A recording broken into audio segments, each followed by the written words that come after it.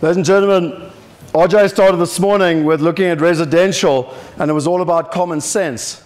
Now we're going to get exciting, because now we're going to mix common sense with technology. Now, for those of you who know what Twitter is, if you want to use it, if you use hashtag real estate, if you don't know what a hashtag is, ask your kids. And hashtag real estate, we're trending #1 at the moment for that. So if you want to share with what's going on, some of the lessons. I talk a lot about it in the book. But I did my very first project when I was 13. That bedroom there was, I used to share a bedroom with my brother, and I managed to convince my parents that I needed to extend the house so that I could have my own bedroom and bathroom. And I actually did all the drawings myself. One of the greatest things your parents can give you is self-belief. I believed I did everything. I'm sure there was probably an architect and stuff involved. But that was my bedroom that we designed, and that was the bathroom, which we did when I was 13. We bought that property internationally, actually. I was based in London, bought a house in Rondebosch in Cape Town, had R4 zoning, knocked it down, developed 6 townhouses, and we bought that house in London, our first property investment in London in 2002 when I was 24. Interestingly enough, it doesn't look like a hell of a lot from the outside, but that amount of green space for a South African is massive, especially when it's 5 minutes from Wimbledon Station. The important point of this entire story was that, and this is really what I learned from Dolph in Dolph's book, is about creating value. By putting that little 20,000-pound conservatory on, we managed to turn a 3-bedroom house into a 5-bedroom house. But the most important lesson I learned in this story was that in 2002, all my friends gave me 1,000 reasons why I shouldn't invest in property. They told me that we just had September the 11th. They told me that England was going to have war with Afghanistan. They told me that oil prices were going to go up. They told me that inflation was going to go up. And if inflation went up, that meant interest rates were going to go up. And if all of that happened, I was going to go bankrupt. And I said, that sounds lovely. But to be honest, what about if we buy a house, spend £20,000 putting a conservatory on, turn a 3-bedroom house into a 5-bedroom house? Every single bedroom in London you can rent by the bedroom, and we've got more than £1,000 passive net income from day one.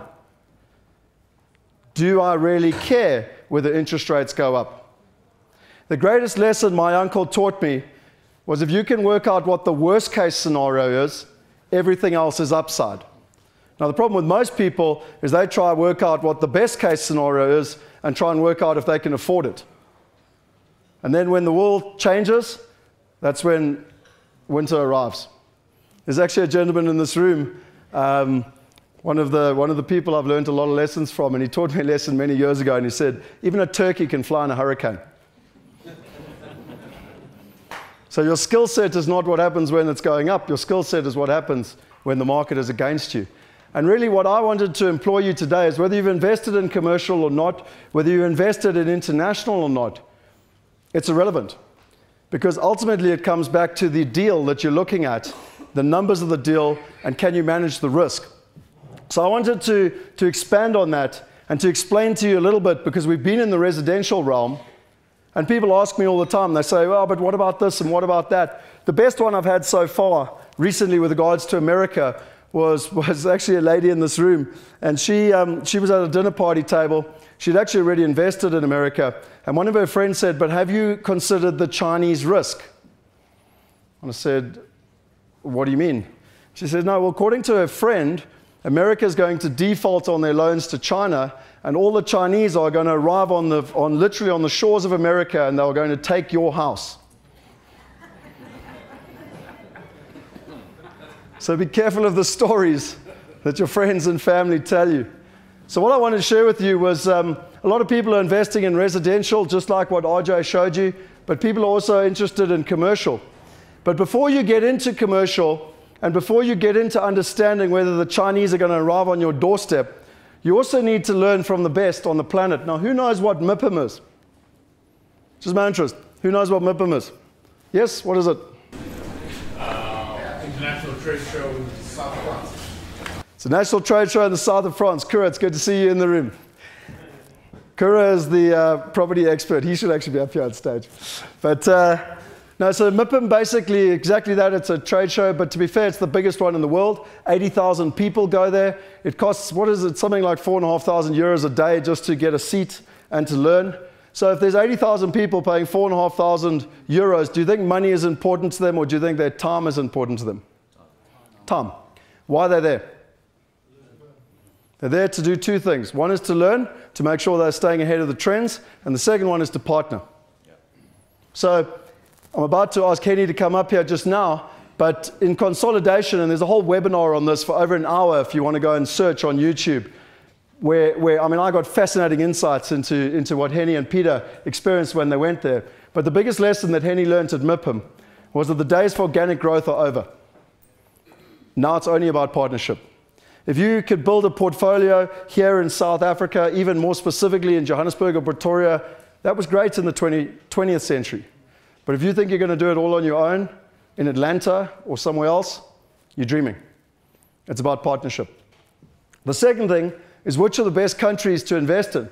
Now, it was fascinating trying to understand where the money is coming from, what's happening in terms of the global flows. But at the moment, it's the East. $38 billion were invested in America, just America alone, and the money came out the East. We're actually opening an office in Singapore in July. Pretty exciting. Dolph and myself will be over there on the 20th and 21st of July to be opening an office in Singapore. What this taught us is that we're very, very passionate about being South Africans. We're passionate about our rugby team, we're passionate about our accent. But we're not a tree, like RJ said. We can have a global company with a South African accent with global investments. Which property sectors are the most robust? This is interesting. Give me some ideas here. You're at MIPIM, 80,000 of the best people on the planet.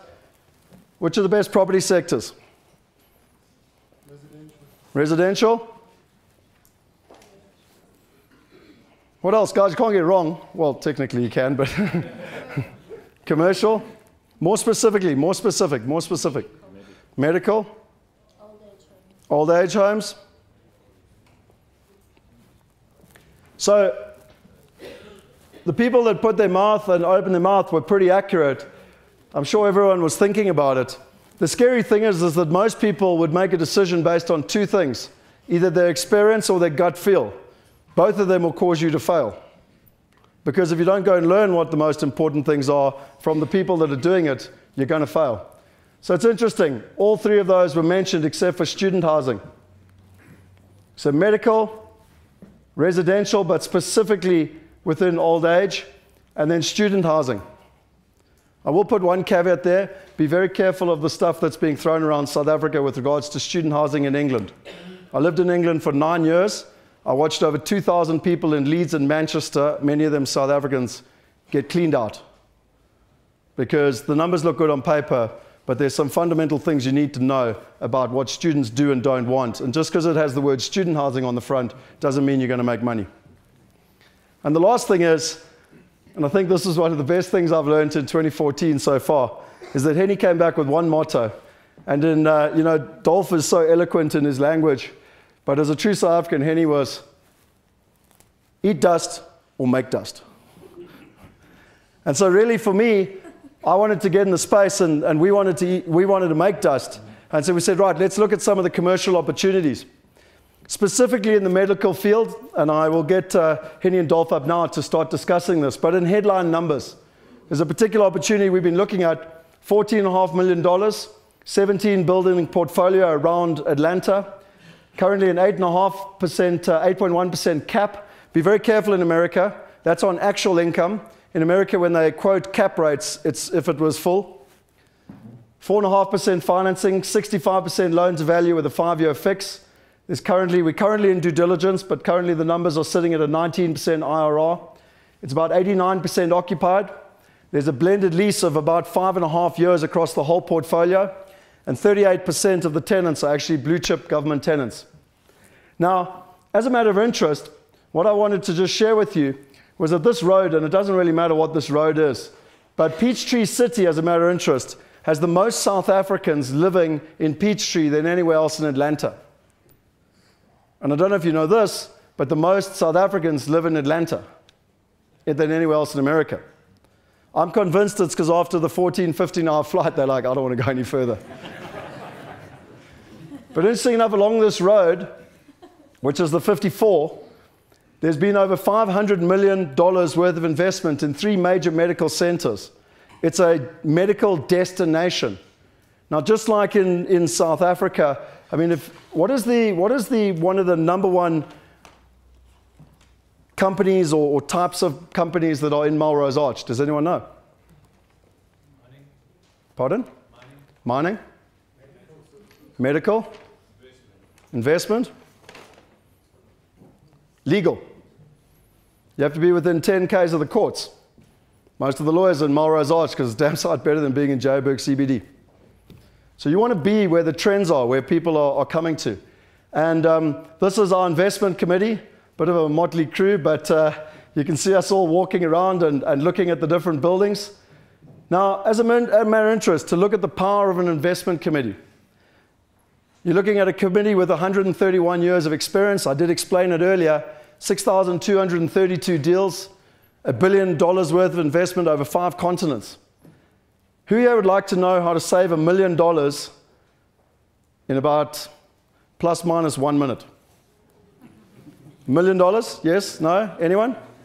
You wouldn't. I'm not talking Zim dollars either. So basically, in simple terms, we get given an entire brochure like this.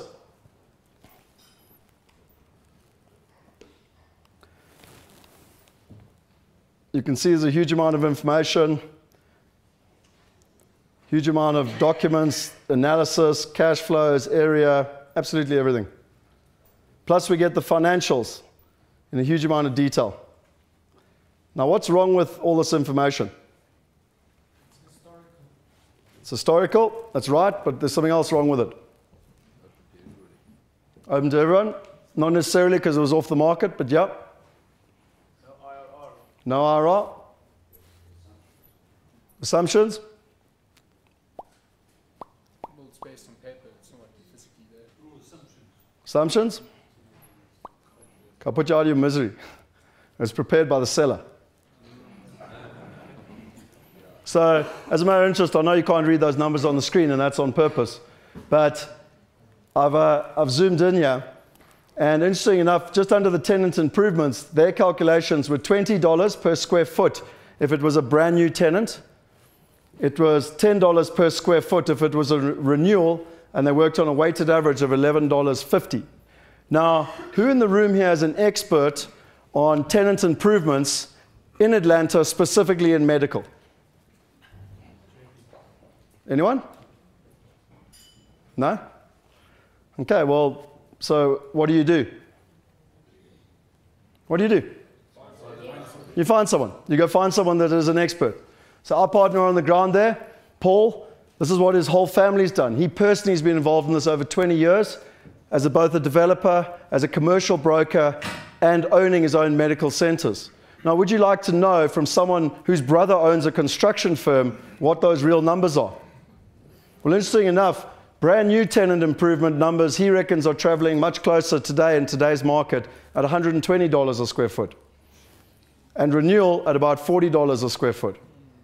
That number alone allowed us to go back to the seller and knock off the price by $1 million.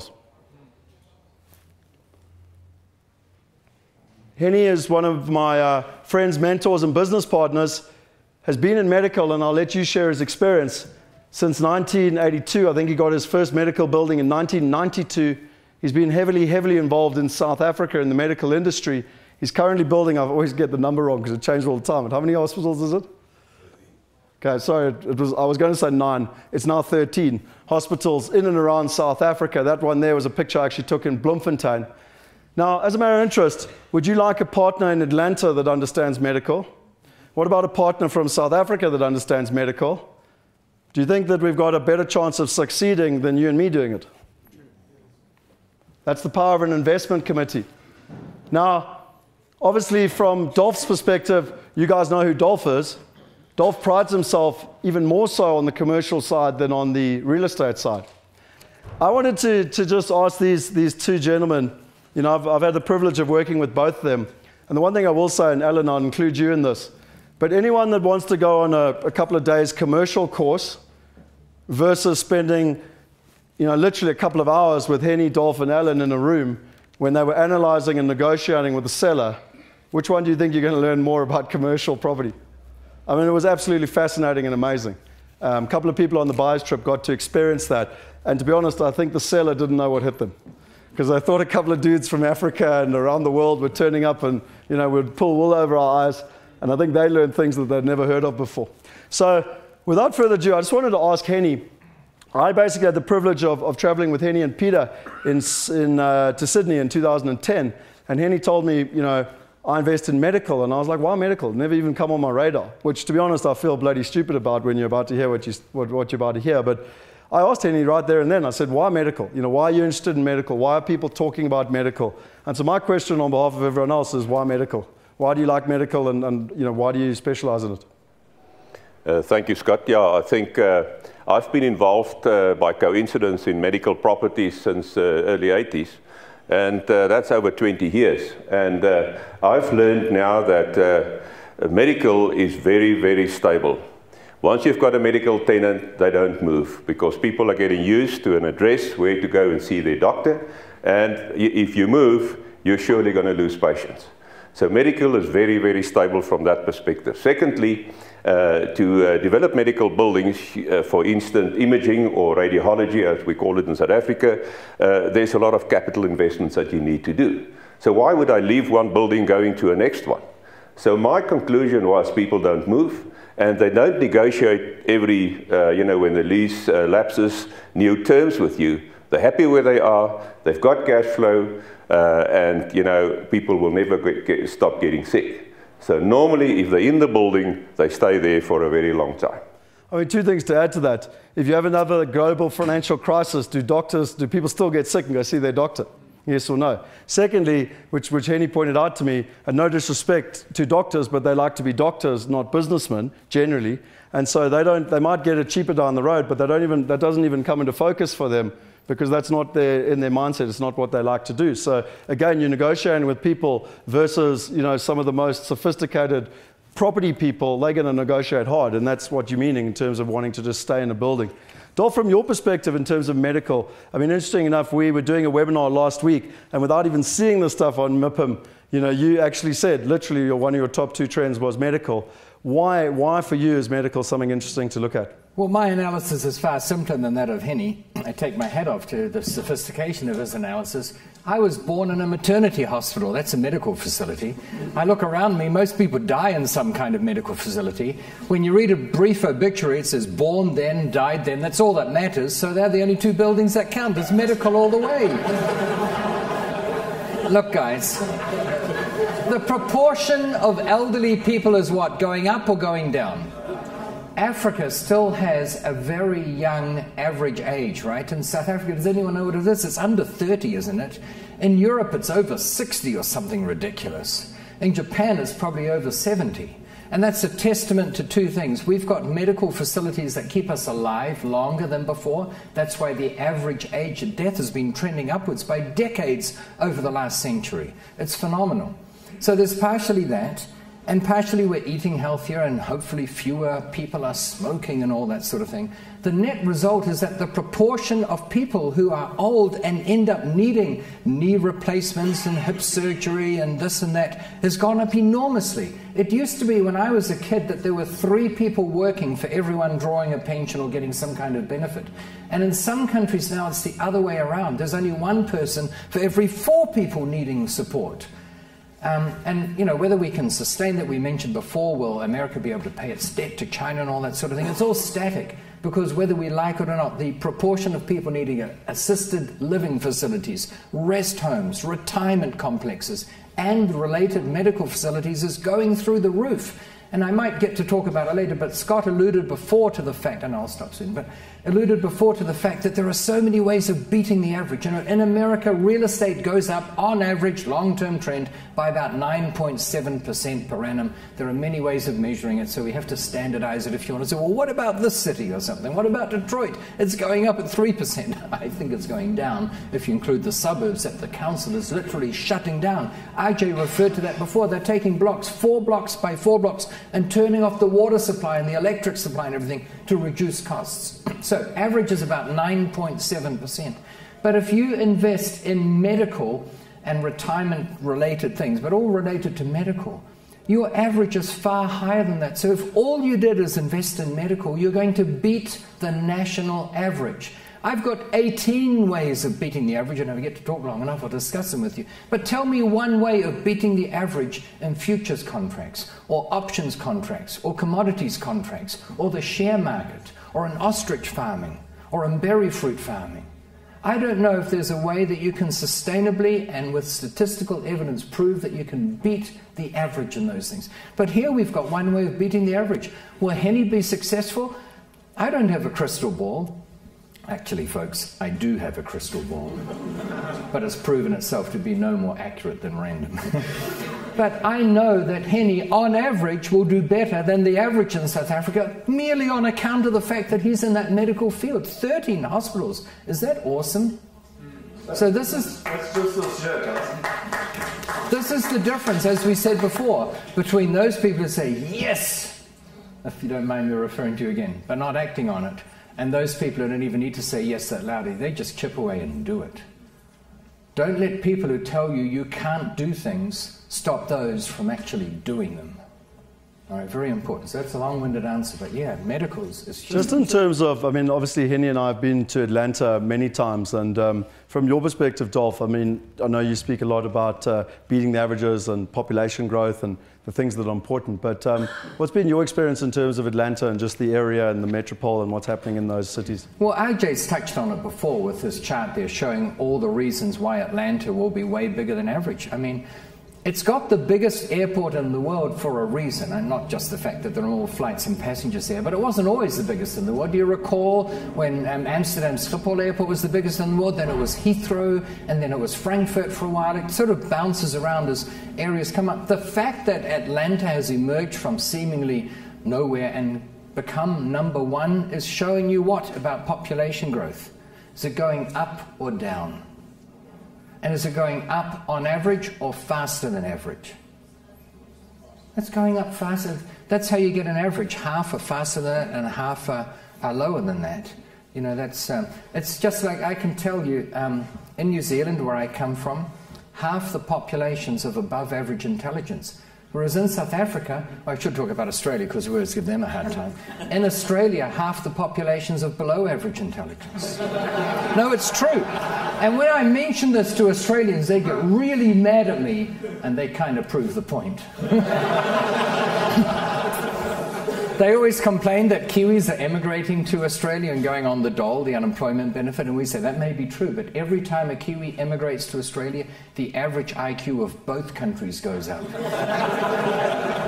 They don't get that one either. That one's kind of mean. Some of you haven't gotten it yet. Ask him to break. But it's all to do with averages, and Atlanta, for the reasons RJ delineated, has so many things that put it above average. Some of them are indicators, like the fact that it's got the biggest airport in the world is a result of having had above average population growth. But that's why so many airlines have their hubs there, which means you've got call centers and you've got all the services, you know, providing all the meals and catering and maintenance of the little cars that haul the aircraft out onto the runway so they're not burning fuel in their big engines, but they've only got... It goes on and on. It becomes a self-fulfilling thing. Just like Japan, much as I love the country and I speak Japanese, I've got a book in Japanese and audio courses in Japanese, and I still do a lot of business there. But it's in population decline. Their population's currently at about 129 million. They think within one generation it will drop below 100 million. Is that good for reducing pollution? Yes. Is it good for cleaner air and more space and fewer? Yes. Is it good for increases in capital value of real estate? No. And Atlanta's got the inverse thing. The population's still relatively young. It's younger on average than the rest of America, which has some advantages in terms of job growth. It's attracting the young people. Florida attracts young or old people. Why do they want to go there? Because they've got arthritic knees for which they need medical services, and that's why the medical facilities in Florida are booming. But they all go there because it's warmer, right? So they don't have to fight the chilly weather. They now have to fight alligators, boa constrictors, mosquitoes, and cyclones. No, it's true. That's why we talk about the J. They go to Florida and then they go up a state or two. But, I mean, I know I'm skirting around it, but Atlanta's got all these things that make it above average. And if you can be above average, you're going to do well. Tommy, Annie, from your perspective, it's very much about the area.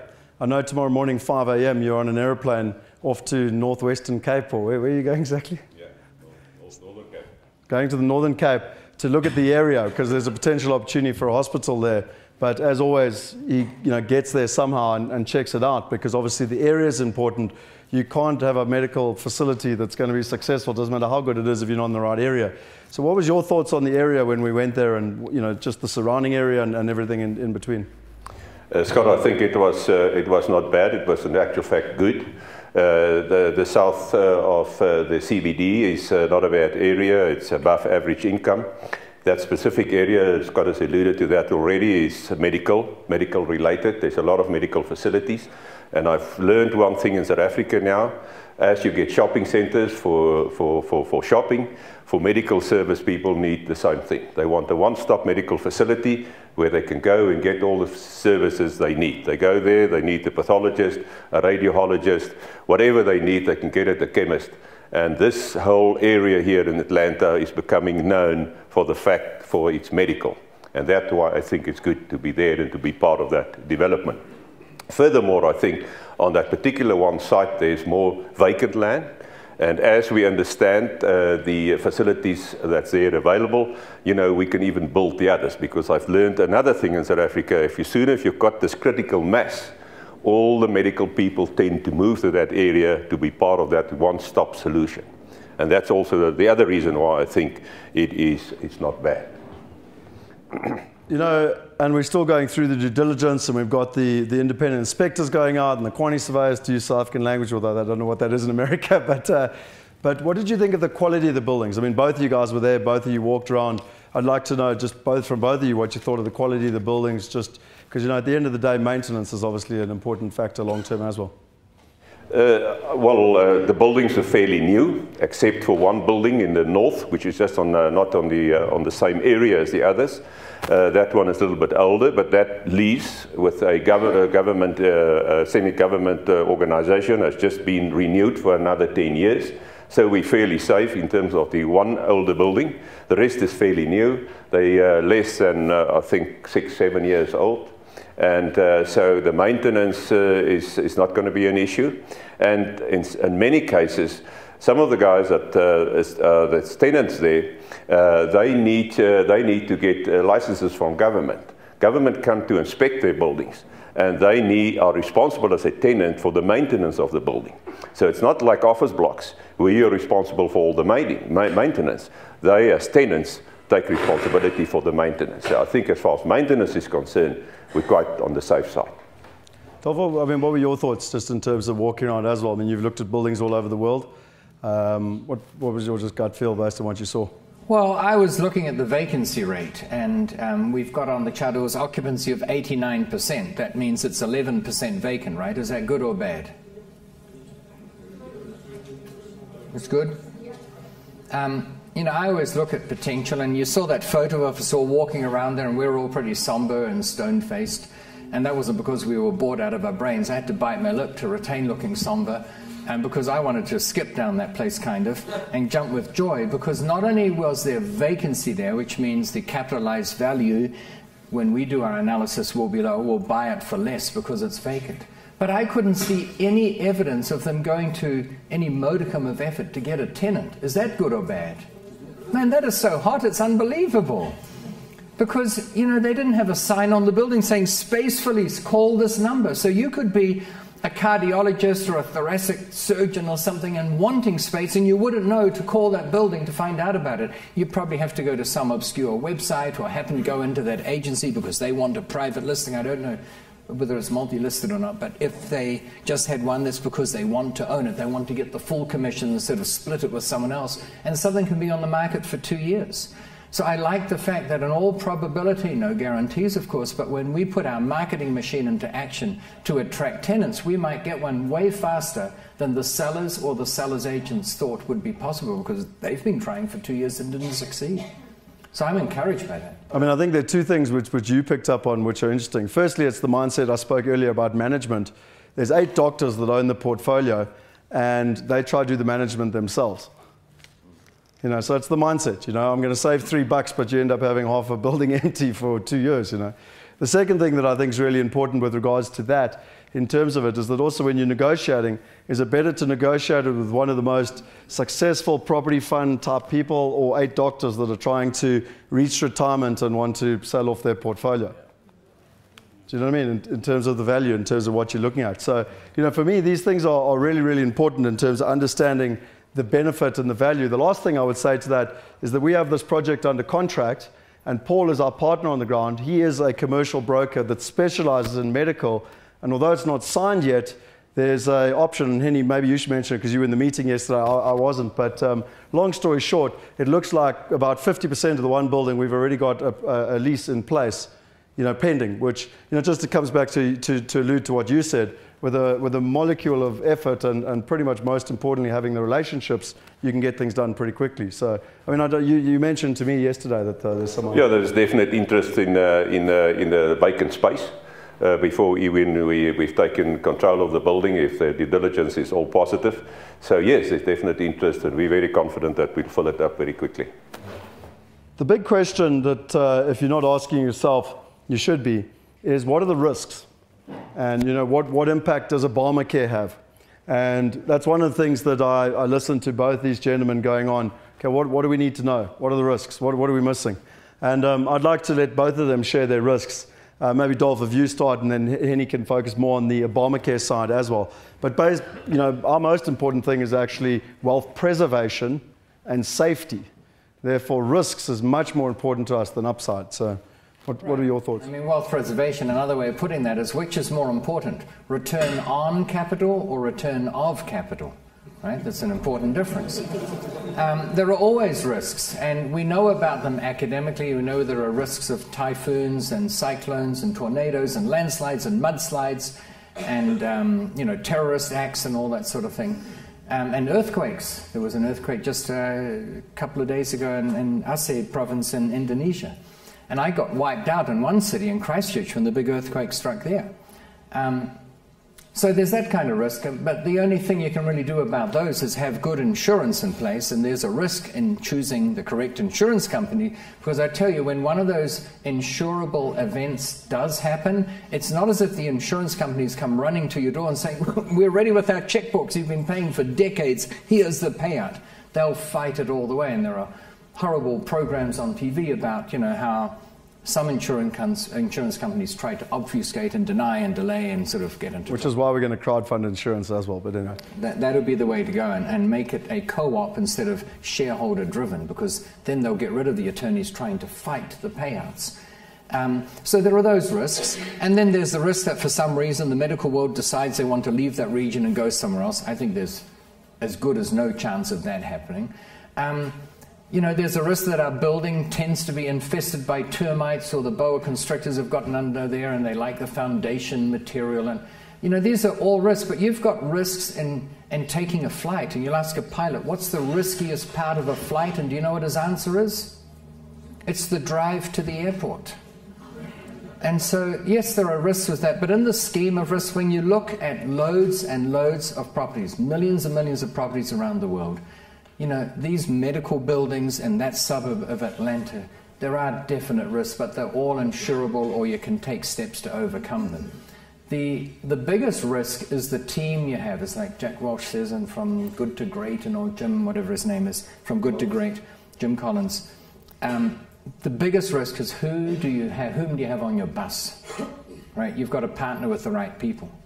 And You know, I'm very judicious through reason, which is a whole other story, as to whom I choose as partners now, because if they look good but they're not that good, it can get you into a lot of trouble.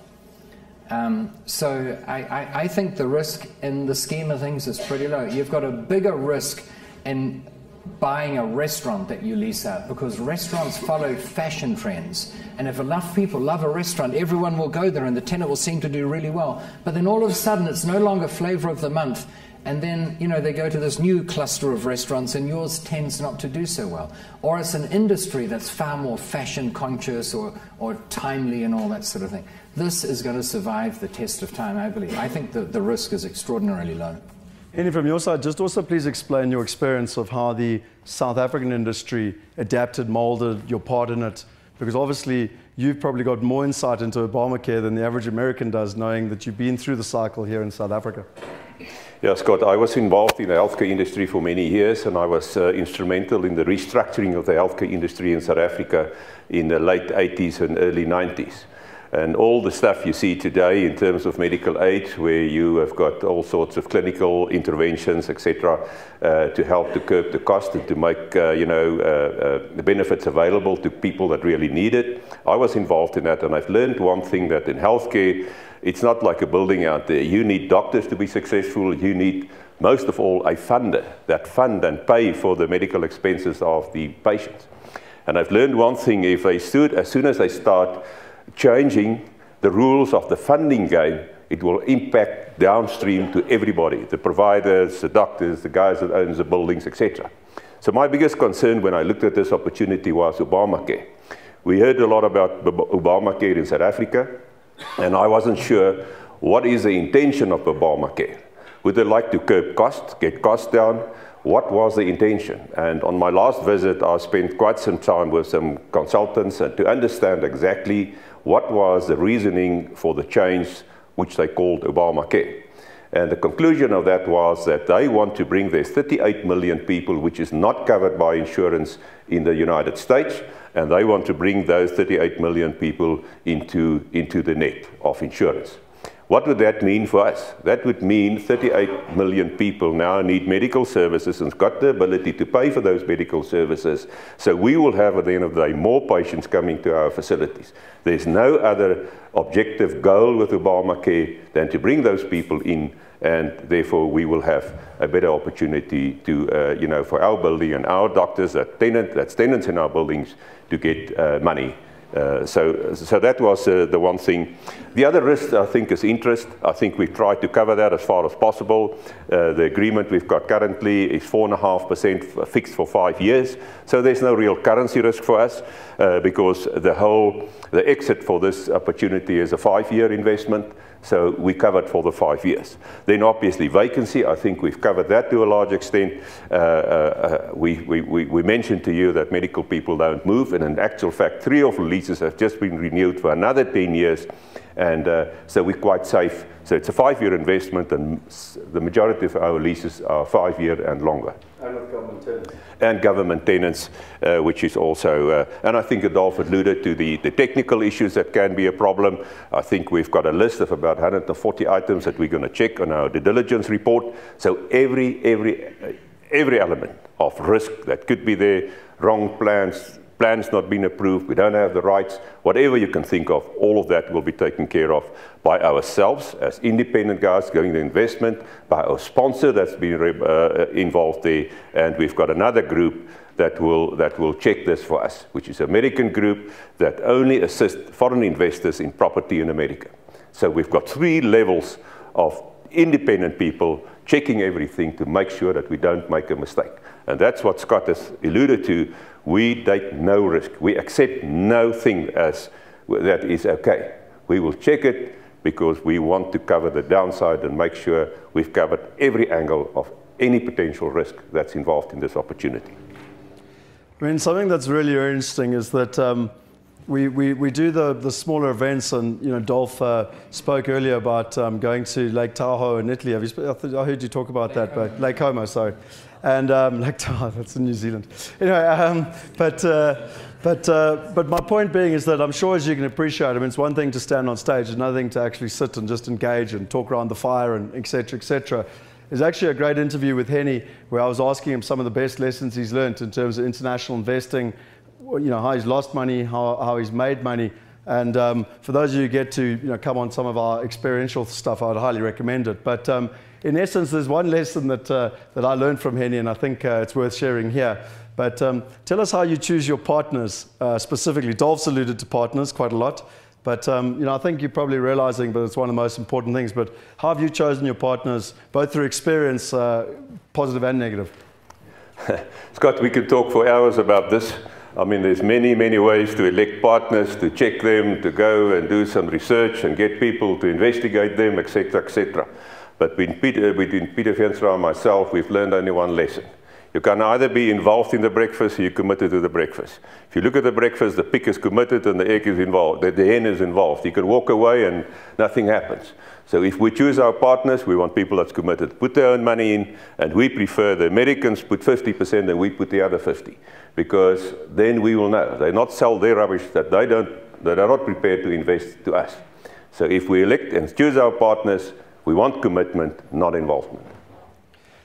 Dolph, from your perspective, I know you live in Phoenix, and what's the temperature in Phoenix at the moment? I know it's going into summer, or certainly spring, summer. In the low 30s. It's still nice and cool. Okay, but I know that you said to me, I mean, over the summertime, it's well in the, short of 50, isn't it? Yeah, we have 5 weeks where it sort of is around 45 degrees. So there's a place that Henny and I have been visiting. I think we've been there 4 times or 5 times. I can't remember. We were there up there now, and it was minus 10 degrees. I'm from Durban, and minus 10, like we start dying below freezing. And when you're 50 degrees plus, it's a similar thing. But just in terms of from your experience and obviously the talk of the town, what have you heard about North Dakota and the Buccaneer and oil and just generally, the positives and the negatives from your experience? Oh, gosh, I'll try and keep it brief. But America went through this period. It hit the low point in 1973 when the price of oil went through the roof, and we were importing a lot. And for the next few decades, we still imported a lot. But especially through fracking techniques, which have now, become more and more developed, they're pumping a lot of oil out of the ground. So last year, for the first year in about 40 years, America became a net exporter of energy. In other words, they exported and sold more energy overseas than they imported and bought. They sell more gas and they still import some oil. And North Dakota, I think, is the second biggest energy reserve in the country, and it's this pokey little state with almost only 3 people there, and no one's ever used to go there before unless you were fishing or something like that. Ice fishing. Yeah, ice fishing, because it's so cold there. I mean, it's freezing. But now it's having a renaissance because of the oil industry, and it's a bit like the only other area I can think of is just 2 little counties in Texas. Texas is a massive state, of course, but it's Midland and Odessa. They pump more oil out of the ground in Midland and Odessa than all of the Mexican Gulf, that water area where they've got all the offshore oil rigs, and more in those 2 little counties than all of Canada. And Canada's a big exporter of energy too, especially to China. So things change, but the great thing about this real estate game, as opposed to all those other industries we spoke of before, is that the changes are incredibly slow. When it comes to doing stuff on the stock market, you're looking at 4 screens, your head's going back and forth. It's a chiropractor's delight. You say, oh, sell the stock now, oh, this one goes through, buy that one. And these guys, they burn out at the age of 35. When you trade currencies, you've got 8 screens, and you burn out by the age of 30 because it's all happening by the minute. And with real estate, the fact that North Dakota is now a hotbed of energy investment, it's not something that's valid this week, but by next week it's going to be, it's very slow to change. So this real estate game is great for slow people like me and lazy people like me.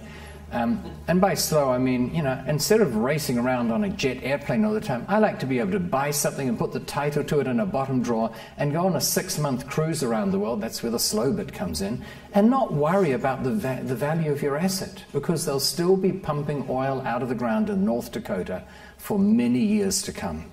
That's sort of, one. No, 100%. And I think to back up what you were saying, I was fascinated when I found out Warren Buffett had invested $47 million buying up all the railways. And in less than 2 years, it made back $49 million because all that oil has to go somewhere. And he owns the railway infrastructure. Well, there's another thing. Talking about railway lines, there was a very smart company that used to buy up a lot of railway lines, thousands and thousands of kilometers of railway track. And why would they do that? Well, they were in the telecommunications industry. Why would you buy a railway? They're sort of two opposite ends of the technology spectrum. Railways came into the fore in Robert Louis Stevenson's day, right? And, you know, the 1800s. And telecommunications is modern. What's the link between the two? And if you don't think laterally, you won't get it until someone tells you and they say, man, that was a good idea. And then you're one of those people who watch things happen instead of made things happen. Fiber optic is the new way of sending signals across. We used to have microwave dishes, which are still good, but they can't have as much bandwidth as those fiber optic pipes. The railway lines own 2 or 3 meters of land because they own the land going for thousands of kilometers across countries, across states and all that. So they developed these special rigs that had a little channel digger, and they dig a channel 0.5 meter or 1 meter deep and then lay a bundle of these fiber optics and fill the channel behind them, and they'd chug along the country. And then they sold their interests in the railway company again. They didn't need it anymore. They had their network of fiber optic lines. Great thinking. If you'd come up with that idea in the shower or falling asleep or waking up one morning, what's that idea worth? You know, I always say, I probably said it this morning, the most valuable piece of real estate is the 6 inches, give or take an inch or two, between your right ear and your left ear. Because it's what you dream up in that space that will determine ultimately your net worth. Well, it's a great way to ask Henny this question, because this is exactly it. Imagine if we found oil underneath Pofadder. I'm dead serious. What do you think would happen? When it's in the middle of nowhere, there's no airline there, you know, there's a couple of people there that aren't extremely sophisticated, and now suddenly you would have a mass explosion. So we went there, a lot of people were telling us to go there, and they were specifically plugging residential, residential, residential. Everyone's doing residential. We need more houses. People are sleeping in caravans. They're sleeping in their cars. And we went there, and I wouldn't mind, Henny, just sharing briefly your experience in terms of the different sectors we went through and why we did. Yeah, I just want to add to what Dolf was saying here on the size of the opportunity in North Dakota. They're going to drill 140,000 holes. Each hole cost them $8 million. That will last for the next, I think, 30 to 50 years just to drill the holes. The oil they've got currently, the reserves they're aware of, is 18 billion barrels. That's enough for America for 100 years. There's 17 layers of oil. They've only working on the first 2, in certain areas 3. There's still 14 left below that. So do you think that is a play, an opportunity that will disappear tomorrow? Never. With the demand for energy in the world, that opportunity will exist there for many, many years to come. We looked at the opportunities, and we looked at residential first because people were sleeping in RVs, in basements, in their cars. And imagine sleeping in a car with a temperature of -40. That's not pleasant. But everybody is on that bandwagon, and they sort of getting temporary rights to build stuff. They build it in the wheat fields. They build it all over the place. So my feeling was, you know, that's not control. We don't know which time, you know, demand will exceed supply, and it's not properly controlled. Secondly, we looked at other facilities like medical and commercial, like office blocks, etc. But then when we looked at the demographics, we found out that 85% of people in that area is blue-collar workers, working on the oil rigs, drilling the holes, repairing stuff, putting the pipelines in. So if we go there, we would prefer to do something for the people that living in that area, and they all related to industrial or semi-industrial. So the latest thing that we would like to do is to develop light industrial buildings for the hundreds of thousands of people that work in that area, that's got a truck, they repair something, they sell something, they repair pipes, they repair trucks, whatever they're doing. It's a massive, massive industry to support what's going on there in North Dakota. Just to give you an indication, our peak traffic in April, in the Easter weekend, going down to Cape Town is about 1,000 cars per hour going down to Durban. In North Dakota, the site we're looking at, 18,000 trucks pass that site a day. Not cars, not light industrial, 18,000 trucks pass that point. It's massive. I haven't seen anything like that in my life. It's huge, and we want to have at least a portion of that pie. The scale of it is unimaginable. You can't figure it out. And part of the reason, I think, has to do with who owns minerals in America. Tell me something. I don't know the answer. If you dig a hole in your backyard and oil starts bubbling out, who owns the oil? The government does. If you find gold, does the government own it? Silver, everything. And that's the way it is around most of the world. But in America, and there are many things that aren't that good about America, many things that are great. One of the things that I think is really great is you own everything under your land right down to the center point of the earth. In fact, in many places, you can split ownership of the minerals from ownership of the land. So you can buy 6,000 acres, split off the mineral rights, and then sell the land, but you still own the mineral rights. And even though someone else now owns the land, you have the right to go on the land and start drilling for those minerals. And they don't even do that now. They drill next door and then go sideways for a few kilometers.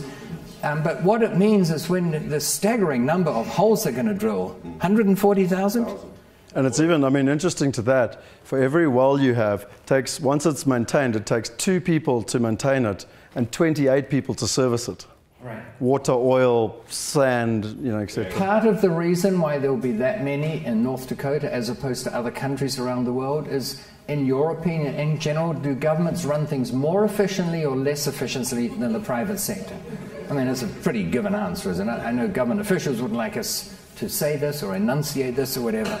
But it's true. So another reason why I think North Dakota will beat the world average in extracting oil from certain oil fields is because it's largely driven by private industry. And no one looks after their affairs as well as the person whose affairs that are being looked after. Just a quick one. Now, Dolph doesn't know anything about this, to be fair. I'm not sure he even knows he's going there. But Henny and myself... I'm doing a JD Fox in you. No, I'm joking. Henny's actually from Bloemfontein, and he's been there a couple of times recently, and he's been looking. And if you could just give us a, you know, this is very, very new, and it's literally coming out the box. But it's not all about overseas investment. There are great opportunities in South Africa, and you know, as an example, why would you invest in Bloemfontein? That's the reason. Because all you guys are trying to kill each other in Joburg and Pretoria and Durban and Cape Town, and no one thinks, why go to Bloemfontein? I mean, that hospital I showed you that Henny was building is in Bloemfontein. And in Bloemfontein, all you have to do is build a building and everyone says, can I be your tenant? Because no one else is doing it. So if you wouldn't mind just literally in 30 seconds giving us a little bit of overview of what you're doing there and what you think is the potential there. Yeah, one of the things that we've learned in Mumpen is that logistics, moving of goods and people is going to be very important. And I think we've seen it here in Gauteng as well. People tend to move close to highways because there's a lot of free advertising, people are aware where you are, etc., etc. So there's a real benefit to be close and next to a highway. So nobody in Bloemfontein has discovered that this yet. So we found an opportunity on the busiest corner on the N1 and Nelson Mandela Highway in Bloemfontein, which there's fantastic opportunities to build there, you know, and to develop a site there. Secondly, there's no secure office park in the whole of Bloemfontein. And lots of people are moving there, and it become a very important hub.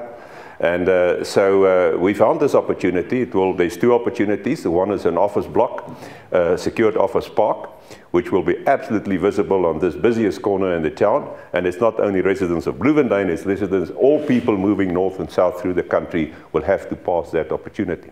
And then secondly, on the other corner, there's opportunity for retail development. But that still there's lots of work to be done. But the office park will be ready shortly for investment if anybody is interested in that.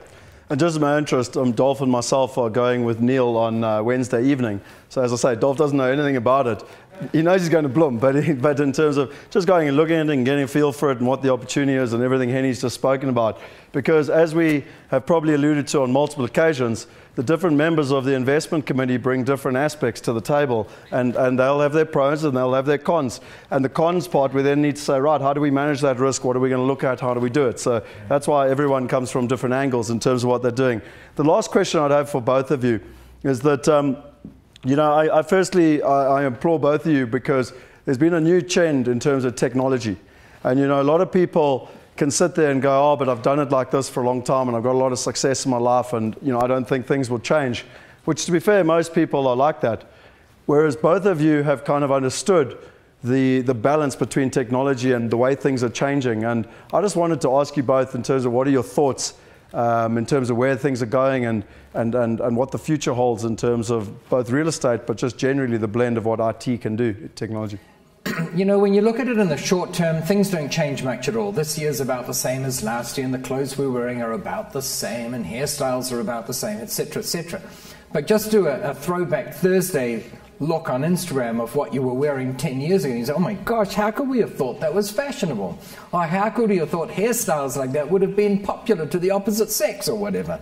So things change.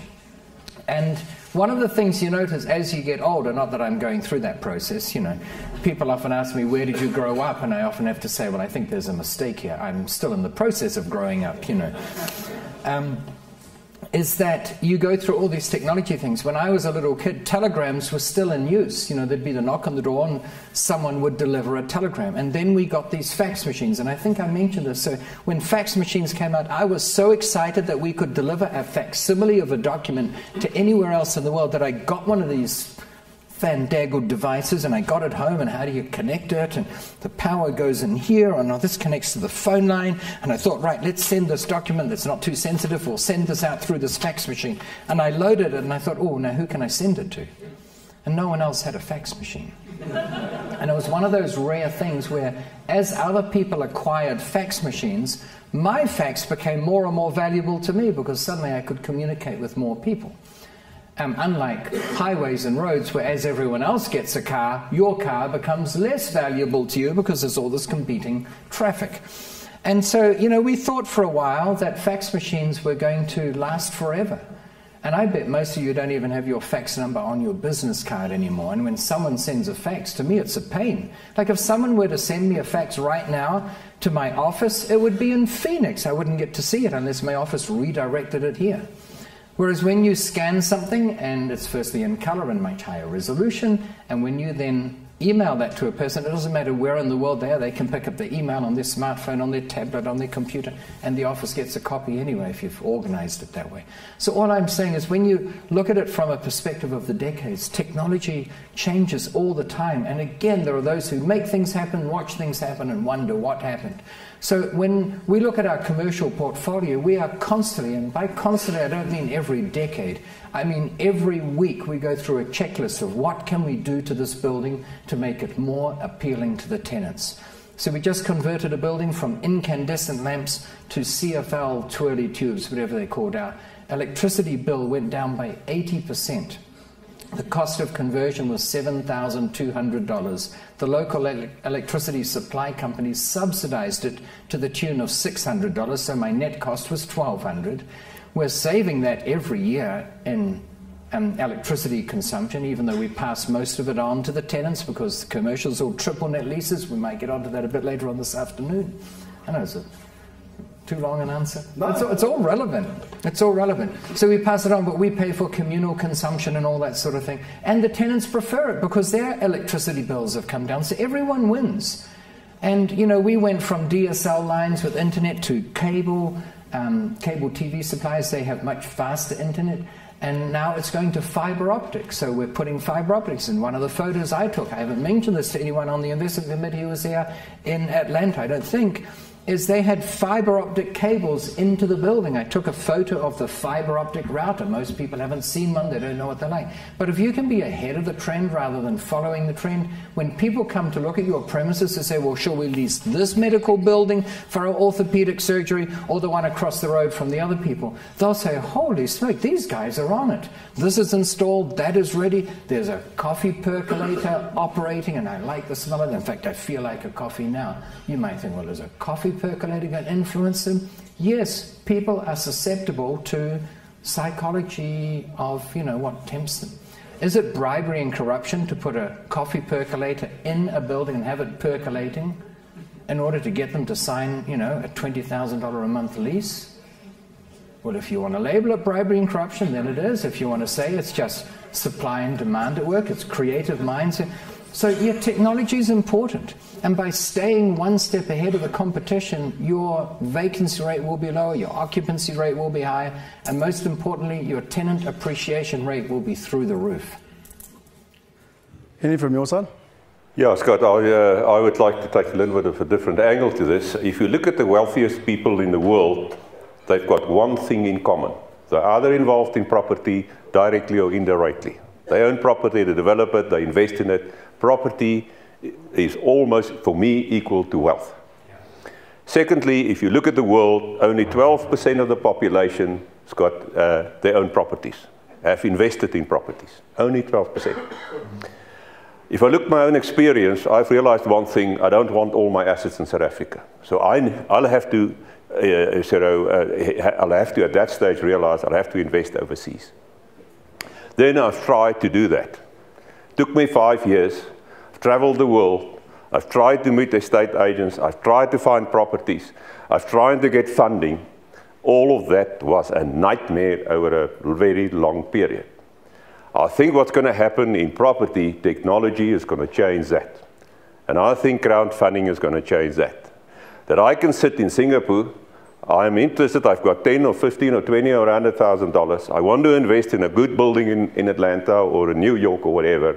I can sit in my room, I can have a trusted partner on my computer that I can log into, find the property, read all the due diligence, get all the credentials of that opportunity, understand it, sign the contract, transfer the money, and within 15 minutes I can own a portion of a good property in America, in London, wherever suits me and wherever I like the criteria.